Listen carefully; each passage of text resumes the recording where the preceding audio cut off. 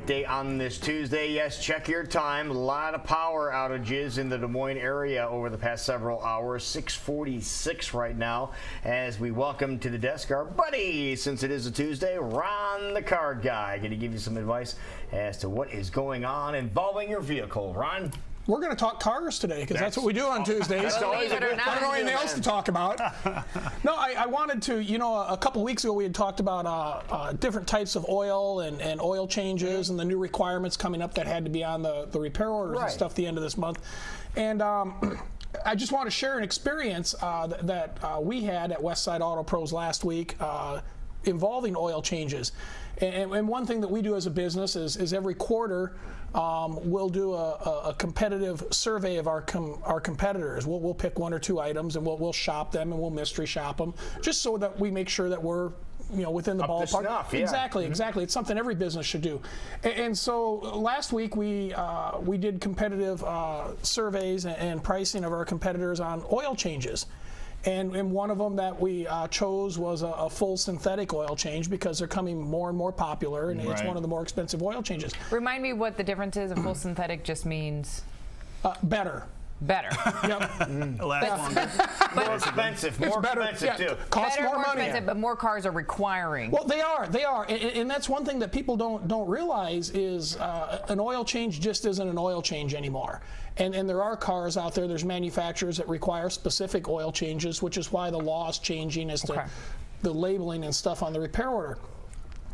And so we shopped 17 local auto repair shops. Oh my goodness, that many? Yeah. Wow. Yeah, we've got a young gal that does it for us. She does a great job.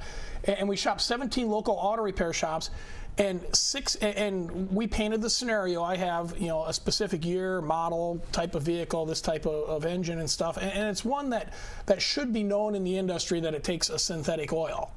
16 out of the 17 shops priced us a conventional oil change. Oh, wow. The wrong oil for the vehicle. And so then the next question was, does my car take synthetic oil? And we were met with deer in headlights from most of those shops.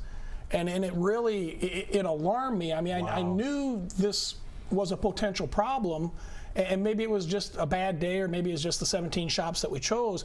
But it really alarmed me that within our industry, people that should know are possibly putting the wrong product into cars, or aren't familiar with people's cars. And so I guess the moral of the story, or the point I want to drive home, is it's your car. You only have one or two cars to worry about.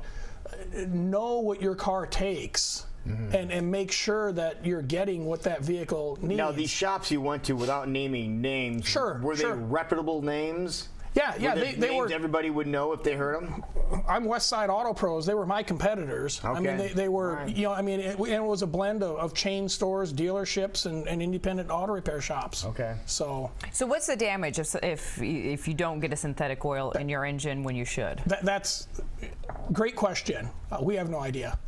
No, I'm just kidding. Oh.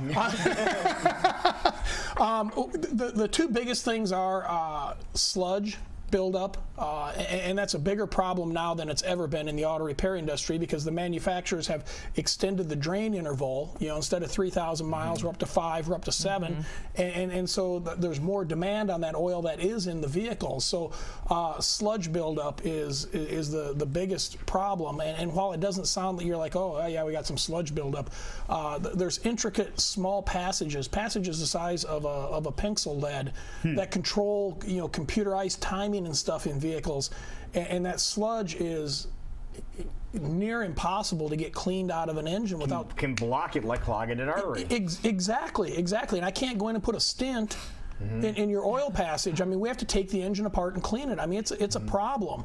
And then the other thing is, so many cars, you look at the Ford EcoBoost and some of the Chevrolet Cruze and stuff, so many cars are going back to turbochargers. And those there's too much heat. They cannot withstand life with conventional oil. So will it kill your engine if you don't put synthetic oil in this time and put conventional oil in? Probably not. But over a longer period of time, it definitely will. And by long period of time, I mean, 10,000, 20,000 miles. Who knows the right answer? And then it boils into, are you changing it often enough? Right. If the manufacturer says 5,000 miles, are you going 7? If they say 7, are you going 9? I mean, we're busy. Who's got time to go get their oil changed? That's usually the rule of thumb, isn't it? If it says 3,000, chances are pretty good the car owner is going to take it 4, maybe 5. I do on my own vehicle. Because you know it's going to last that long. I mean, 3,000 is too often. Or you lose track. You just lose track. I mean, I set my oil change interval on my personal vehicle for 3,000 miles, and it's probably closer to 5 by the time I get it changed. And it's the most convenient for me that it is for anyone out there. I mean, I'm there every day. When you have a place that can change it and you own the joint, for you it's free, and you still take a while to get it turned around. So. Is there but any I just lose reason, track. Yeah. other than cost, to not use synthetic oil? To not use it? Right. No reason whatsoever. It's kind of like compared to prescription medicine. Is there any reason other than cost to use the name brand over the generic? On a prescription medicine, the answer is supposedly no. The generic's supposed to work just as good. But from the synthetic oil, it does cost more, and it performs better. But the conventional oil has no benefits over the synthetic oil. Okay. Yeah. Okay. Well, you'd say it's all about being educated, and of course, if people want to be educated about their car, they can just contact you. AskAroundTheCarGuy.com. I answer any and all questions. There you go.